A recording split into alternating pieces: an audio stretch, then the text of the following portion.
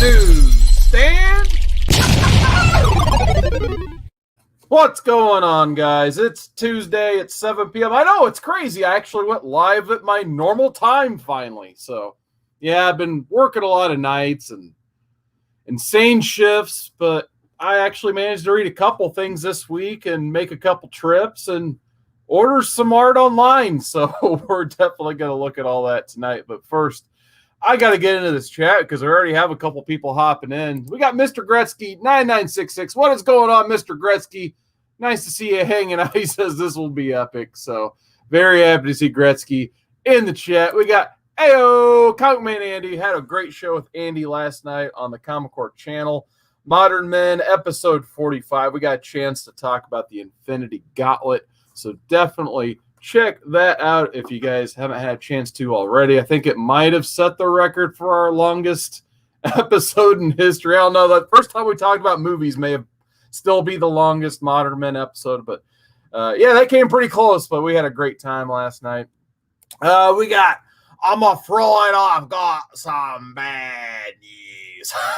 We got Chris Barrett hanging out in the chat. What is going on, Barrett? We got JB from Discovery Bay Comics. What is going on, JB? All right, so like I said, usually the way I start off these things, I talk about the things I actually had a chance to read. And like I said, when you work nights and you're doing a lot of physical labor, and sometimes, unfortunately, comics just end up on the back burner and you end up just accumulating more than you read. But I did read 3 hardcovers and 2 actual comics since the last time I had one of these. So I tried to read more, but phone calls and such. So nonetheless, we'll get started with Strange Adventures, issue number 4. And I don't even know how old this is because I made a couple trips to my shop and just had a big pile. So it got shuffled. This may be a month old. It may came out last Wednesday. But nonetheless, it's new to me, so that's great. I'm really digging Strange Adventures. I was telling Chad from the Comic Core and Legend just like 5 minutes ago, like, I compare my Tom King to my, the wrestling analogy I like. Like, when wrestling sucks, it sucks. It's pretty bad. Kind of like the Batman run. Not a big fan of it from Tom King.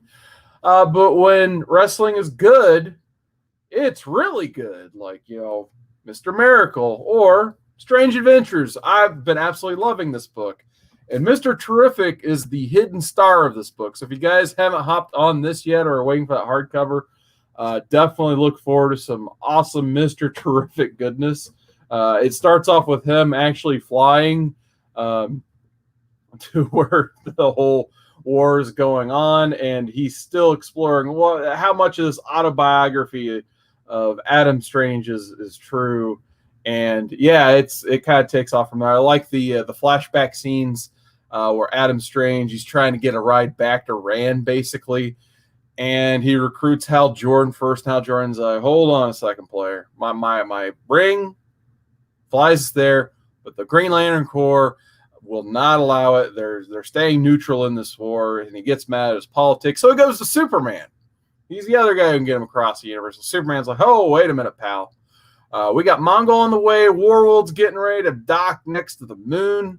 I need to be here to fight Mongol. It's a bigger threat to the Earth than what's going on Rand, because that war's been going on for an eternity, and I know you'll be back there next week anyway because of Delta Rays or what have you. And he punches Superman in the face and breaks his hand. So a lot of fun in this issue. I've really been enjoying Strange Adventures so far. So if you guys have any hesitations when it comes to the Tom King stuff, this is prime Tom King for sure. I got Young Justice issue 17.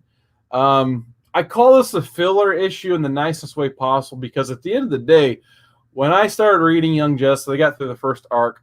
The main thing I wanted is, like, I can't wait to see, the main characters get to interact with Superman, Batman, Wonder Woman, so on and so forth again, and Flash, and that'll be a good time. Well, this is finally the issue, and it really doesn't amount to much, but hey, you get those awesome scenes where Superman and Superboy, they're interacting, but they're mainly saving those interactions for Action Comics right now, which I plan on reading somewhere down the line. The best interaction, well, kind of a tie for me. You get Tim Drake interacting with Batman, where it's in the background. You see the whole thing just transpire, and there you kind of sums up the relationship at this point, where you see Batman kind of look at this new Drake persona, and he kind of just looks him up and down. He puts his hand on his shoulder and just kind of like nods and walks off. And Tim's just sitting there like, okay, whatever. But the other one I liked was, of course, Barry and Bart, grandfather and grandson, getting a chance to chat for a while. And if you guys read the Rebirth comic, you got a chance to see, what the Flash family really means to Barry Allen. And, of course, him getting to know Bart Allen again is no exception either. So probably the best moment is just the two Flashes basically racing together, catching up on time, and kind of Barry putting Bart in his place. He's like, I know you're a little bit jealous of me getting to hang out with the Trinity all the time, but look at the friends you have, and, live in the now is the exact quote from this, I believe. So basically he's like, embrace young justice. So hopefully 18 kind of picks up where the storyline left off in 16, but kind of nice and refreshing to see the actual DC characters we know and love interact with these Young Justice characters who have been on the back burner for almost a decade now. Before I go into my 3 hardcovers I got a chance to read, I want to go back into the chat. We got Drew Manchu, baby. What's going on, man? He says, no notification. That's just my channel. Like, YouTube's just like, whatever, this guy's going live. Who cares? It is what it is. I'm just glad there's 6 people watching right now, which thank you guys so much. We got the Mastodon. What is going on, Donnie? Always happy to see him in the chat as well. I know I was chatting with him earlier in the Comic Core servers. And Andy's chat. Andy had a premiere earlier. We were chatting in as well. We also got John's Comics with Kids. He says, yo, see what great show last night. Thank you. I'm glad you got a chance to watch Modern Men because, like I said, we had a blast talking the Infinity Gauntlet. And big special shout out to JD for hopping in over there, too. Because sometimes I realize when I'm reading these things, and as I'm reading them, I'm trying to think of like how I'm going to gauge the show and ask Andy and Drew questions. And when it comes to like early 90s DC and maybe even late 80s DC, I can kind of carry my own and be able to educate the people watching a little bit. But when it comes to like the flip side of Marvel, that's when I'm more like, I should just ask Drew questions. Oh, cool, I got JD here now. Now I can ask him questions too and not overburden Drew. So all I got to do is ask him questions for 2 hours and the show kind of runs itself from there. And he says he bought 2 DC books today, 3 Jokers and The Question. Last God wasn't in yet for some shipping reason. Did you hear that, Drew? 3 Jokers is out this. I cannot wait to go to my store tomorrow and buy a copy of 3 Jokers and get a chance to talk about it Friday with Drew. I'm sure that'll be an interesting show, to say the least. So 3 Jokers. I cannot wait. The hype is finally real. We'll see what happens. All right. So the hardcovers I got a chance to read over the last couple of weeks while I was working nights.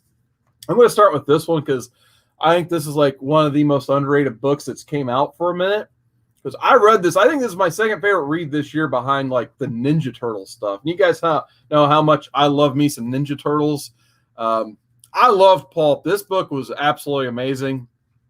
I kind of summed it up on Roundtable, but not everyone caught that. So I'll sum it up here as well. Basically, it's just a cowboy almost removed from his own time. So it's a guy basically growing old in, think, 1939 New York. Not only is he kind of almost having, I guess you'd call him a retired cowboy. Imagine a cowboy who survived the Old West, rode off into the sunset. What happens after that sunset is basically this. So the way this guy's making a living is he's writing pulp comics for a publisher in New York. And that's how he makes his money, just writing about his previous Western experiences. And if you guys know anything about, history of comic books, there were a lot of Western comic books back in the day. And this guy contributed to that. And he got paid like a cent a word. I can't even remember what offhand, but he got paid basically nothing by his publisher. But you also see this old cowboy have to, live through the rise of World War II and the Nazis and that stuff. So that's kind of where the story starts to turn, is he meets a Jewish banker, and that guy remembers him from the Old West because he was in the Old West as well as more or less a bounty hunter. And those two actually team up, and that's where the story really gets good. And I don't want to say too much else about it from there because if you guys read this, let me know what you think. But I really enjoy this. Ed Brubaker, Sean Phillips.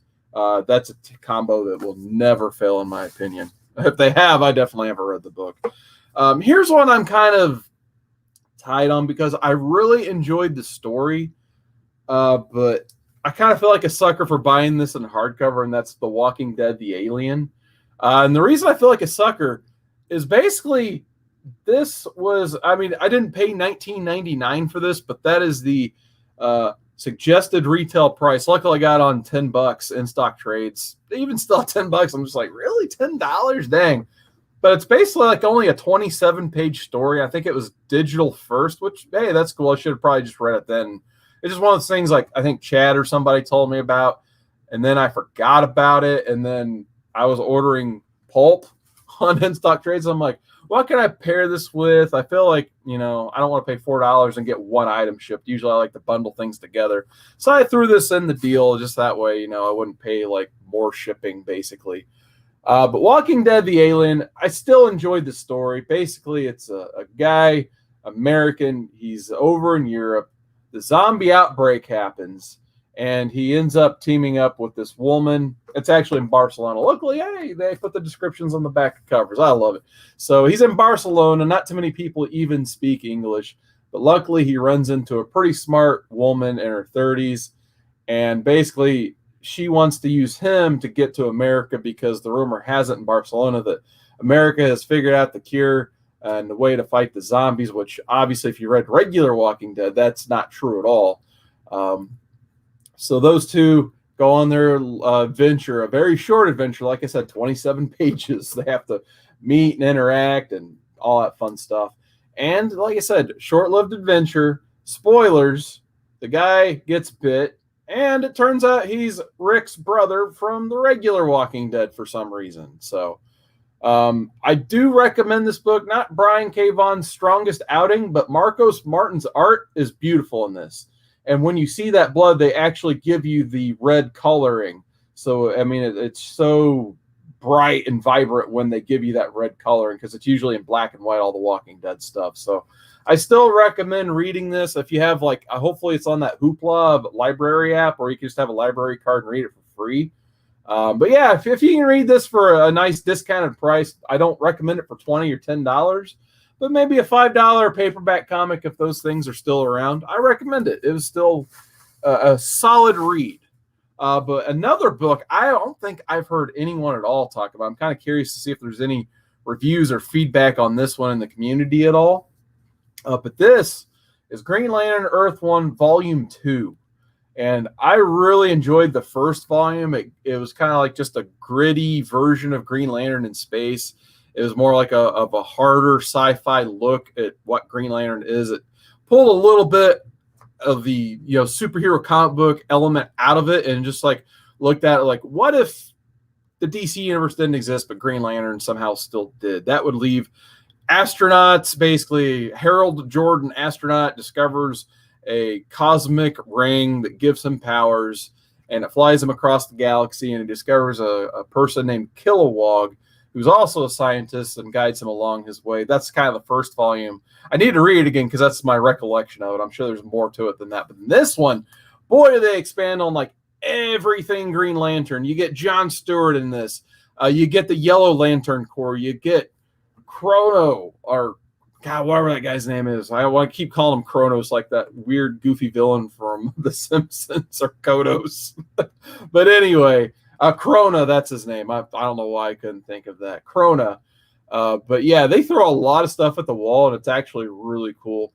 And also the plot, the beginning of the plot kind of reminds me of Star Trek 6, where there's this whole like debacle where there's a ship that's, basically Starfleet in Star Trek 6. Here it's just an Earth ship, and they're docking to meet with another species. In Star Trek 6, it was the Klingons. In this one, it's, let's see what it's called here, the Lalaran spaceship. So there's a Lalaran spaceship, and somehow this Earth spaceship fires and blows up the alien spaceship, causing this huge debacle in space, where now the Lalaran Empire, it is now declaring war on Earth. And also there is Krona, who you don't know is Krona yet. He's basically, he looks like one of the Green Lantern Guardians, but he's formed the Yellow Lantern Corps. It's not the Sinestro Corps yet, obviously. I don't even know if there's going to be a Sinestro Corps or a Earth 1 Volume 3, because I didn't even know this was coming out until about 2 or 3 weeks ago. But nonetheless, all that happens like within the first quarter of this. And then it turns out Jon Stewart is on a different spaceship. He's an engineer. He's not an architect like our normal one. He's a space engineer. That's kind of how they got him where he needed to. And he's actually part of a pretty cool team. Like I thought the team he was a part of, it's like 2 women. I thought they were going to be like throwaway characters or like characters that died to get him where he needed to go. But actually, when he's first introduced to the ring he gets, it's the woman in his crew who gets that ring. But she decides after wielding it for a while that she can't handle the power, so she hands it off to Jon Stewart, and of course he's a superstar with it. But yeah, if you guys read the first one or are Green Lantern fans at all, don't sleep on these Earth One books. These are really good. Gabriel Hardman's art, it gets a shade inconsistent at the end, especially with like Hal Jordan's beard. All of a sudden, like he's in a scene, he has a full-grown beard where he only had stubble on the previous page. That's a tiny nitpick in the grand scheme of things, but this was really good. I really enjoyed this. I was so happy to like actually be able to read a book like Pulp, and then the following week read a book like Earth One. So, I was kind of talking to Legend and Chad earlier on the phone about like what is the future of comic books and like what do we enjoy? Like these are the types of reads I've really been enjoying lately. Just these like nice hardcover bound volumes, which some people might think they're not a bang for your buck, but I probably read this thing for like an hour and a half. I mean, I'm not saying it was like overly wordy or overly too long, but I felt like it says $24.99 is a suggested retail price. I think I got it for $12.50. For $12.50, I think that's worth this one all day. So highly recommend that for sure. And that's what I read last week. So before we get into before I get into my pickups, I should say, because I picked up like 3 weeks worth of stuff that, I just went to antique shops. And then we're going to conclude with the original art. I have definitely not forgotten about that because I came home from work today with some nice original art waiting at the door. So, but we're going to get into the chat here. We'll see who we got. We got a great Legend show. I'll give him one. We got a newsstand in the chat. What is going on, Legend? Just got done talking to him. Always a pleasure to talk to the great Legend. He says, great show from Andy, Drew, and Seawood last night. Cameo. Oh, JD was there for 2 full hours. But if you want to get a good long form show, you put Drew on one corner and then you put JD on the other corner, and then me and Andy can just sit back for 2 hours. You know how that goes, but those guys are great.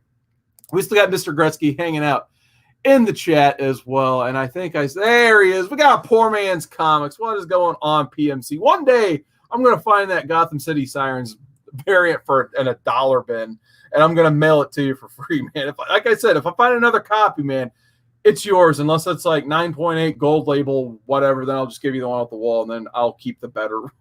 I'm just kidding. But yeah, seriously, if I find one, it's definitely going to you at this point. It's been such like a long, fun story with this Gotham City Sirens. But hey, you got your Adam Hughes Supergirl 23, so you always have that at least. All right, and then we got the Mastodon still hanging out. Great Legend says, Andy B. Carson, no, Drew and JD can filibust like no other. Oh, man. All right, so I'm going to get started with a J. Scott Campbell haul I had. Well, I got PMC. I know he likes them, some J. Scott. I've had these books for like a couple months. For whatever reason, every time I get a chance to actually do one of these live streams, I completely forget to show these. I don't know why, because they're extremely beautiful books. And for some reason, it was just a splurge purchase, I guess. And I'm kind of a mark for J. Scott Campbell. But I ordered like all of these 80th anniversary Catwoman covers because like the more you ordered on top of a discount code, the cheaper they get, obviously. So we'll just show off some of these covers here. So here's like the A cover on his store. Like I said, I don't do store variants too much, but like the only ones I do, they're J. Scott Campbell, because I think like he just reminds me of my childhood basically. Because I love me the 90s. I really like this cover as well. The animated style Catwoman from the, Bruce Timm verse. Gotta love that. So that's probably one of my favorite ones of the bunch. Of course, you got, 60s Catwoman, Julie Newmar. We got 90s Catwoman, of course. see which one we got. Actually, I was always kind of partial to this one. We got Ed Brubaker 2000s Catwoman. I always like that logo too in the background. So I do. There's probably not one dud in the bunch, in my opinion. There's 80s Catwoman. And then, of course, you got, I believe, 70s Catwoman. Yeah, I'm not a huge fan of the 70s. I do like the logo placement, though. That's kind of cool, I guess. But my favorite one, you guys could probably guess it, Michelle Pfeiffer Catwoman. The main reason I wanted to get this lot to begin with. So you don't get J. Scott Campbell drawing Michelle Pfeiffer all the time, but hey, that's probably one of the cooler sets I've seen from the J. Scott Campbell store for a while. So like I said, I don't usually do store variants, but I had to make an exception for Michelle Pfeiffer because why not? All right, so I actually did go to the local shop, as you guys can tell, with my pickups this week.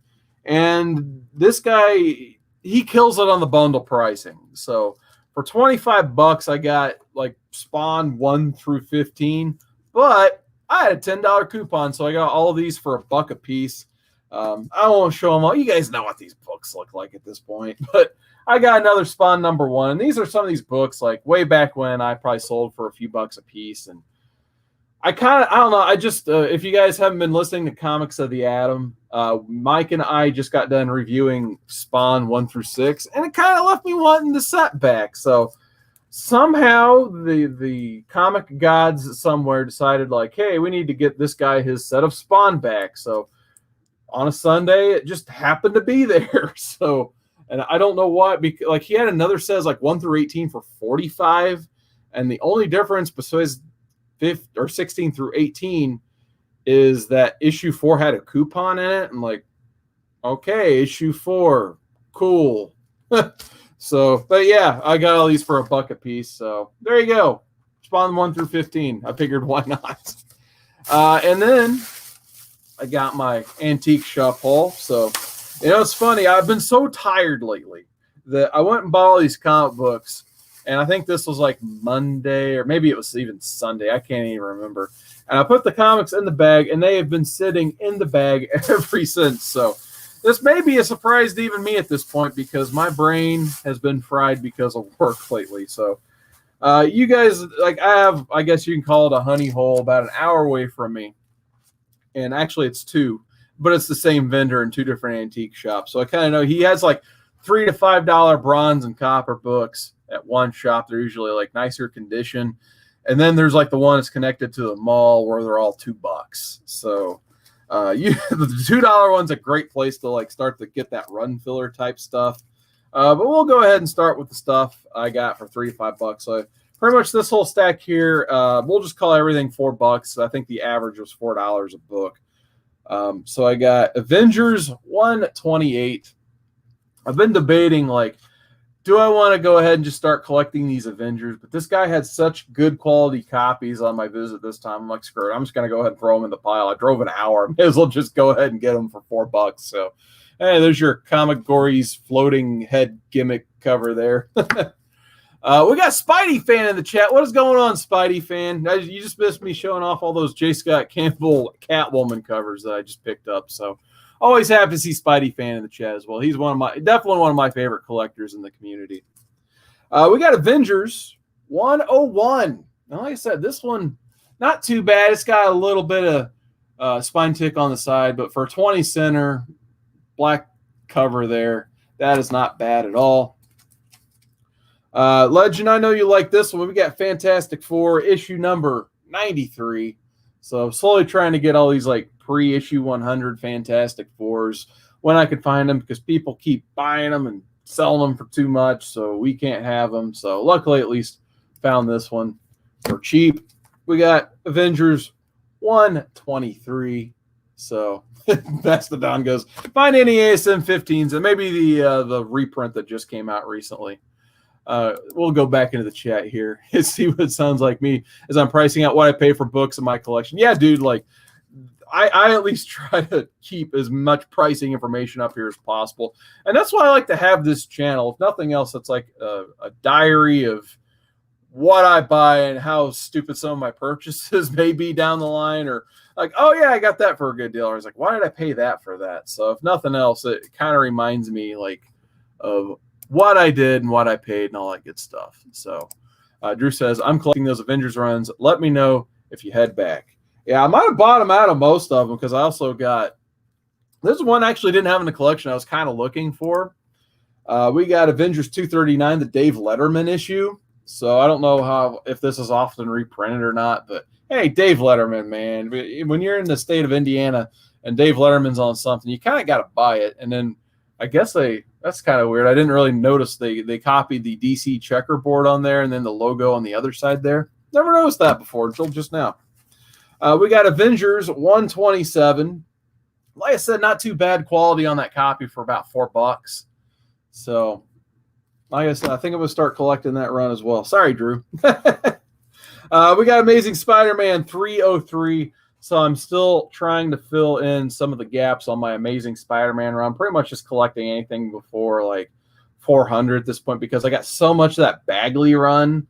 It's not even fun. Like I have a whole box next to my knee. It's just purely Amazing Spider-Man. That's all it's in that short box, the whole thing. So especially when I can get these McFarlanes for not a ridiculous price, I got to pick them. Hey, newsstand. So there you go.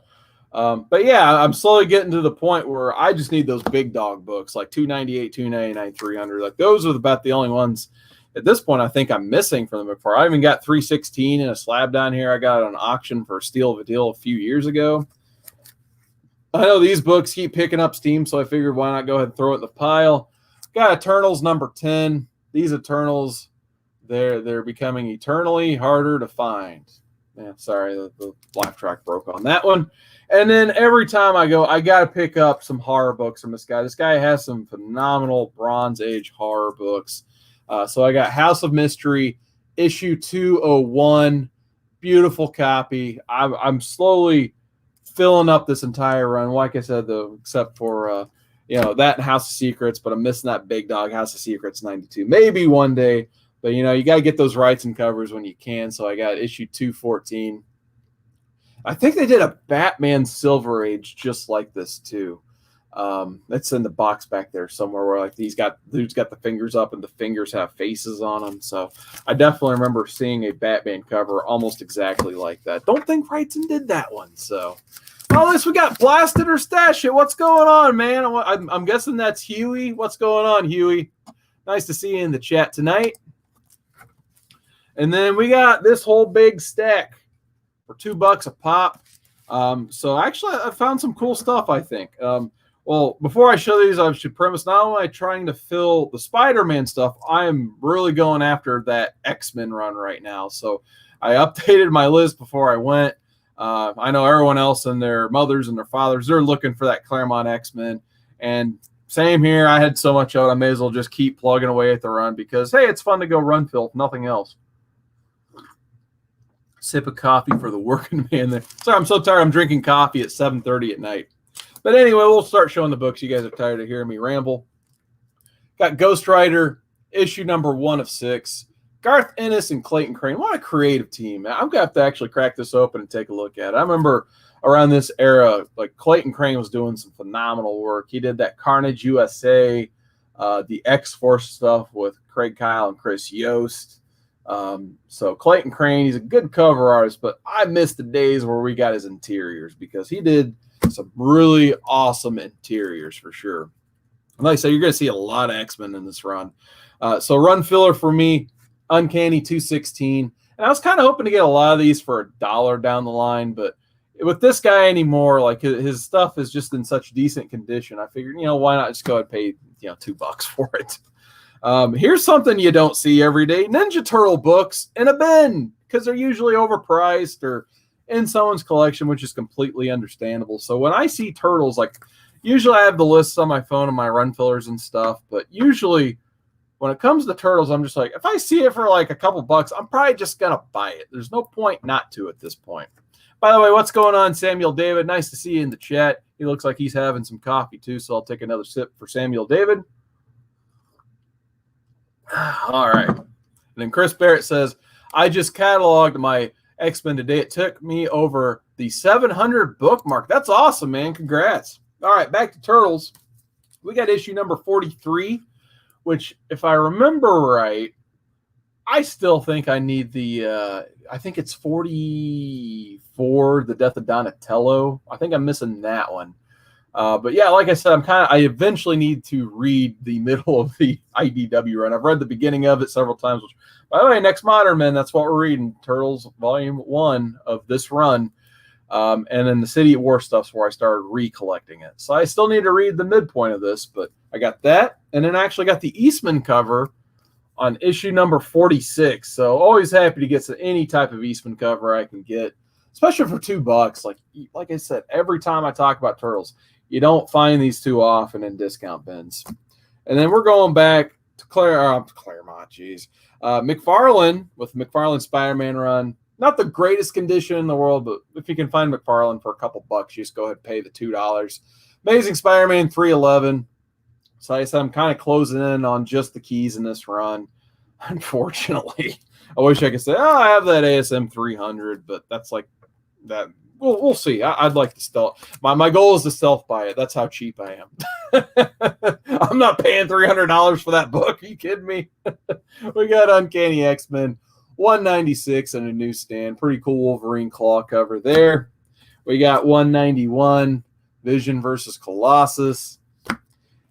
Here, I keep finding this book for relatively cheap, and it's a legend. If you're still watching, it's our favorite new pal Joe Staten. We made a friend last year at Baltimore. We got a chance to interview him. Green Lantern 195, where they had the changing of the guard of the Green Lantern once again, going out of Crisis. So I think if I remember, like I said, brain's a little frazzled around. I think it's a transition from John Stewart back to Guy Gardner. So going into that Justice League Detroit era stuff, fun stuff. Here's some Thundercats for you guys. So kind of like Turtles, like when do you see Thundercats? So very happy to pick up Thundercats for $2. So I got issue 4. X-Men 187. Sorry for the randomness as well. I kind of wish I would have sorted these now. So I got that. We got 179, which I swear I had in the collection, but it was not on the list. So I just went ahead and put it in the pile there. We got 275. Once again, I thought I had this book. Apparently, I did not. But it is a nice Jim Lee cover, if nothing else. So 275. We got 217 Walt Simonson Juggernaut cover. We got 271 Extinction Agenda. So like I said, my goal is to get all these, and then that's how I want to read them. Just like when I was a kid, I guess. G.I. Joe 108, so kind of like Turtles. Usually when I see post 100 G.I. Joe, I'm probably just going to go ahead and pick it up. Especially in a newsstand, too, that's not completely destroyed because, hey, us as little kids, we destroyed our G.I. Joes. I'm sure we destroyed our G.I. Joe comics. That's why issue 1, you don't see it a high grade too often. So, yeah, 108, very happy to find that. And we've got, it's not popped up yet, of course, on the StreamYard side, but on the YouTube side, there we go. We got Spidey fan says, Mommy Jim Lee 275. But we got Comics Addiction. What's going on, man? Long time no see. Happy to see Comics Addiction back in the chat. One of the best in the community, in my opinion. And I'm also getting these Silver Surfers, too. So I'm slowly trying to get the Thanos era of Silver Surfer. So I got issue number 38, Silver Surfer versus Thanos. The goal is to kind of try to get these read before Modern Men last night. Unfortunately, because of work, that did not happen. And then I got the, I don't know what you want to call this weird cover, but I always just dug this one. I think I actually bought a copy. This is my second copy I bought last week of this one because my local shop had it for $3. I actually left that copy downstairs, but I found this one for $2, issue 56, where Thanos has a lady on his lap there, and he has Silver Surfer chained up. So a weird, insane cover. Like, why would you not buy that, I guess? It's just too weird not to. We got X-Men 241. You know, we all love Jim Lee and his art, but I always say you can't sleep on Mark Silvestri. He's another one of my favorite artists from the time as well. So I can't wait to read the Inferno stuff. That was mainly Silvestri, if I remember right. I did find Thundercats number 3 as well. So that I think that means I have 1 through 4 now, which I'm really happy with that. So love me some Thundercats. We got Silver Surfer 35. Thanos' Guide to the Galaxy. So like I said, I think I'm still gonna have to read these, even though that Modern Men episode is past.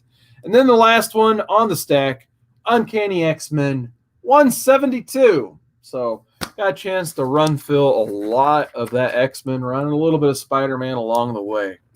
So we'll go back into the chat one more time, and then we're going to show off some original art. That's always great, right? The Mastodon says, I did with New Mutants and X-Force. Yeah, I have a good chunk on the New Mutants, but for some reason I just kind of fell off of run filling that. I have probably like 65 to 70% of that run. Don't know why I didn't get the whole thing.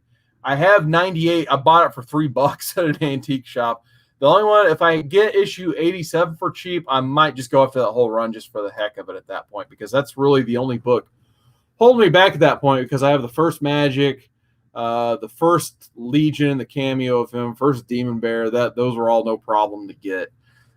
So the only thing that's holding me back for having that whole run is basically first Cable, and everything else will be $1 after that. So, Common Man Andy's still hanging out. I think he's going live here in a little while too. So definitely keep your ears and eyes on Comic Man Andy's channel. It seemed like when I put this broadcast up, everyone was like, "Oh, I'm rescheduling my live." I was like, "Dang, don't change your plans for me." So Andy, I think he's going live at some point this evening as well. He says 10 p.m. Eastern in the chat. And Drew says SummerSlam is worth checking out. I got to re-up my network subscription again, I think. Someone told me, oh, yeah, it was Potsy. If you guys are if you guys are looking for like a decent, like post-Raw Wrestle Talk podcast YouTube live stream, check out Rob Potcheck, a.k.a. Potsy. You know, we got to hang out with him at Baltimore last year, and, you know, he's the artist and writer of Junior High Horrors. But he actually, with his friend Tino, does a pretty cool show after Raw every Monday, and, you know, I guess after Modern Men every Monday as well, where him and his buddy Tino, they just sit and talk wrestling for a couple hours. Drew meant Silver Surfer. Sorry, SummerSlam just happened Sunday. I didn't know which one was which. So Chris Barrett says, I like Potsy. He knows his wrestling.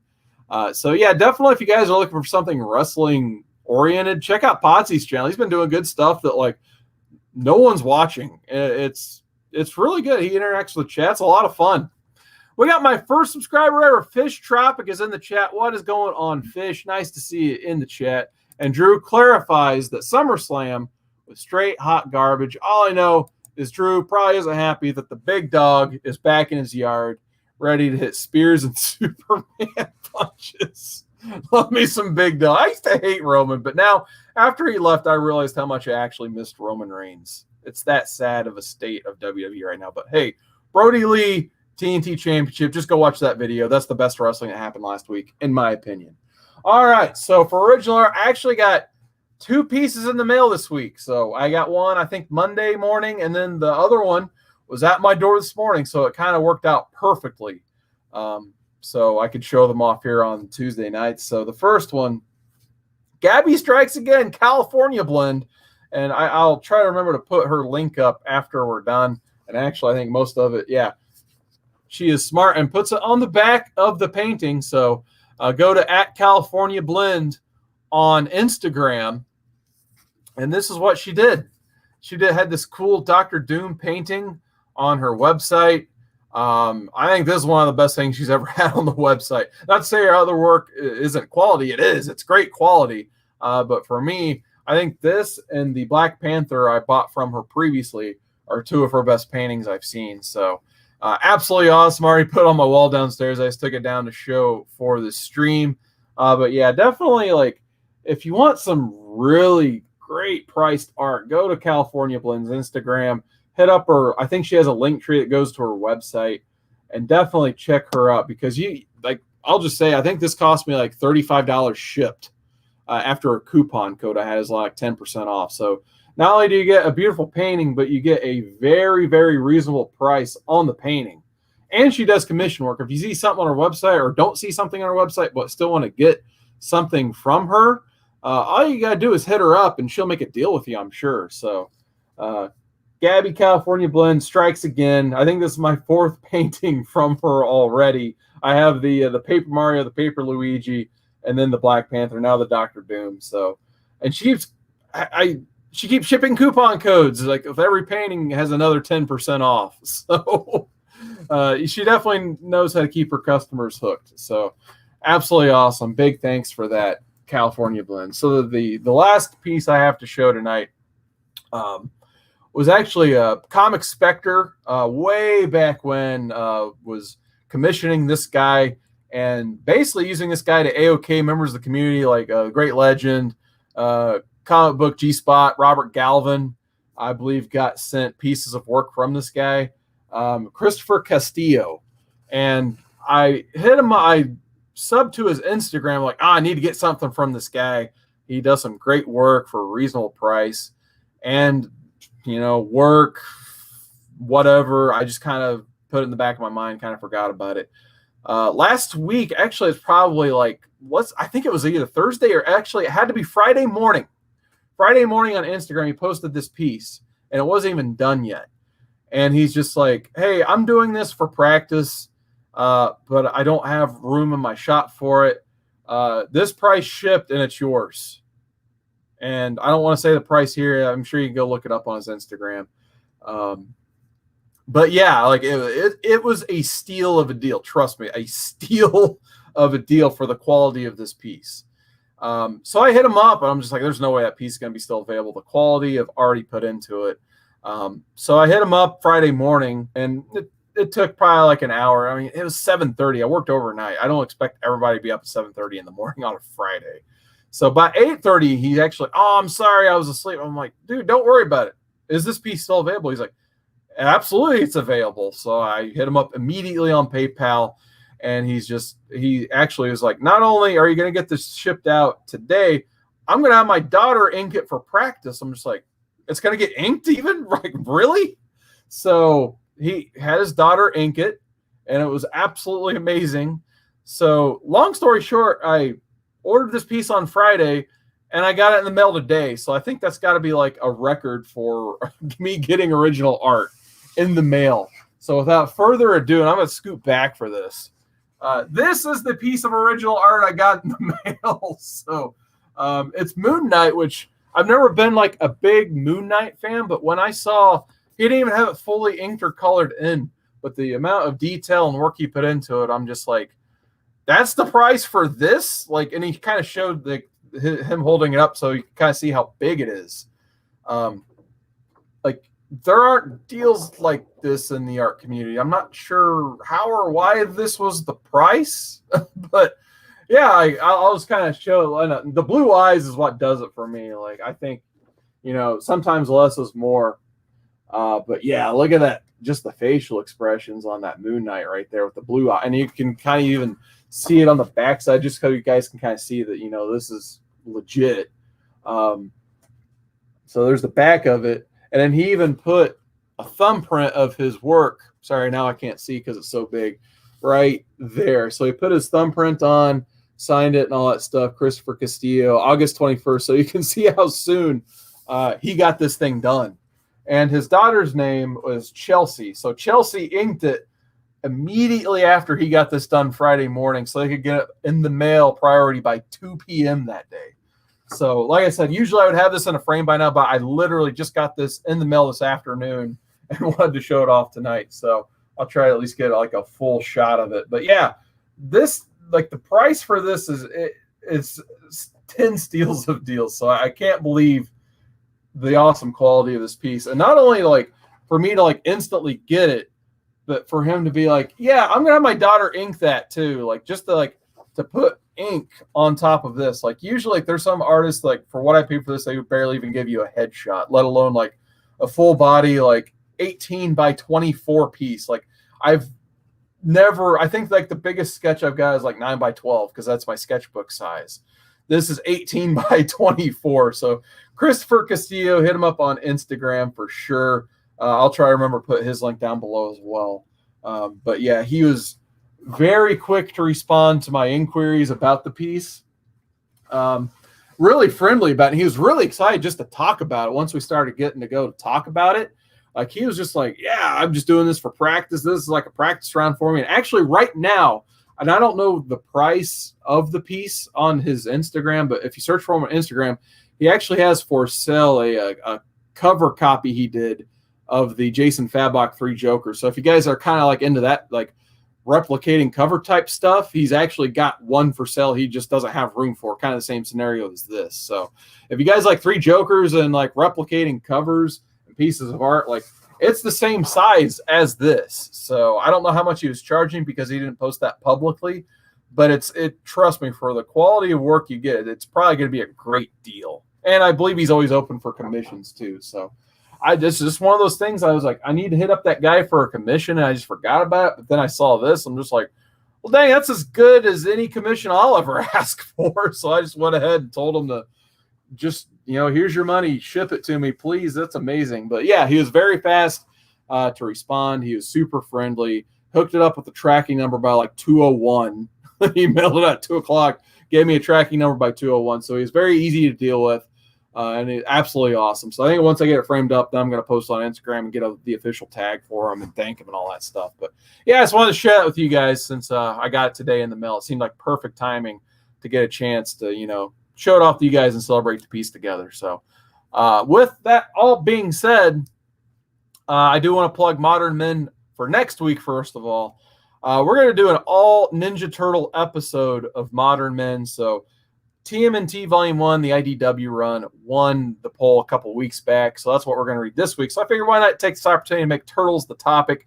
But I want to open it up to as many people as possible. So if you guys are watching this or, caught Modern Men, I'm just doing an open invite at this point. If you guys just want to read the book along with us and help review, that's awesome. That'd be great. The more readers we get involved and people have a good time reading, that's awesome.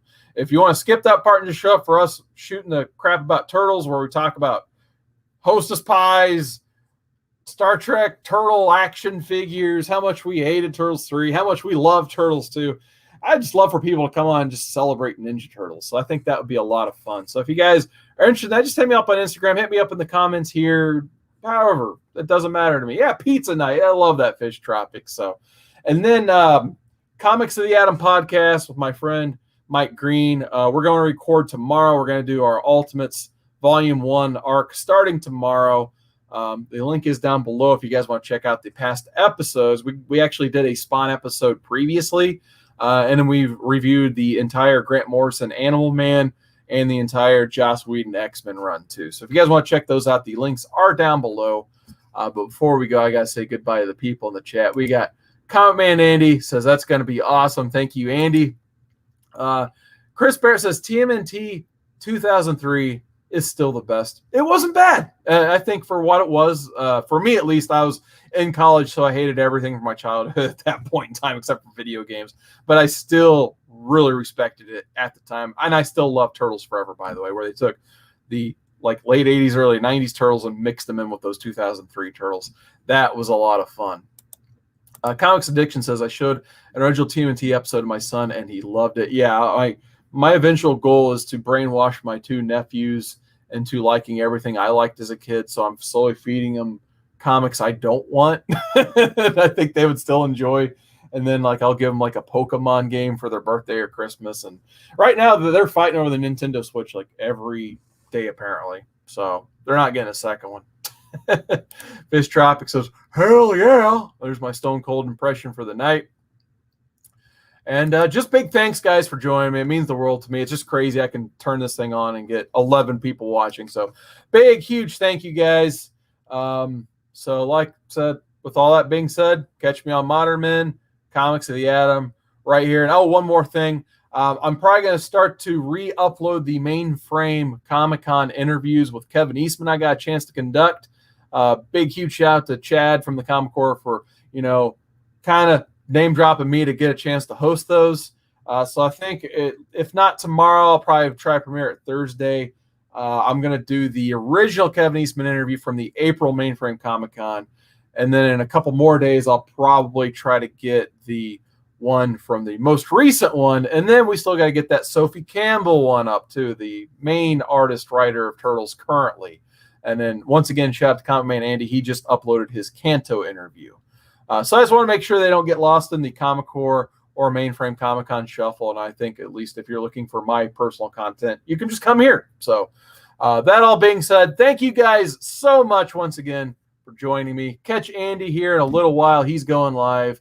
Golden Guys on the Comic Core, of course. But until next time, I will see you guys later. Thank you so much.